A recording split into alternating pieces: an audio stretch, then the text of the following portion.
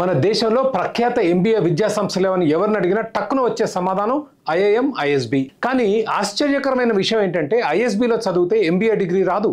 కారణం, మన దేశంలో రాజ్యం వెళుతున్న లైసెన్స్ రాజ్. ఎంబీఏ ఇవ్వాలంటే కేంద్ర నియంత్రణ సంస్థ ఏఐసిటిఈ నిబంధనలు కట్టుబడి ఉండాలి. వాళ్ళ లైసెన్సులు, తనిఖీలు, రిపోర్ట్లు, రెన్యువల్స్ ప్లస్ ఆమ్యామ్యాలు చాలా తతంగా ఉంటుంది. ఈ ఉచ్చు నుంచి బయటపడటానికి ఐఎస్బి ఎంబీఏ అనకుండా పీజీపీ అంటుంది. 60 ఏళ్ల క్రితం స్థాపించిన ఐఐఎంలు కూడా డిప్లొమా ఇచ్చేవి. ఈ మధ్య ప్రత్యేక చట్టం చేయించుకుని ఎంబీఏ డిగ్రీలు ఇస్తున్నాయి.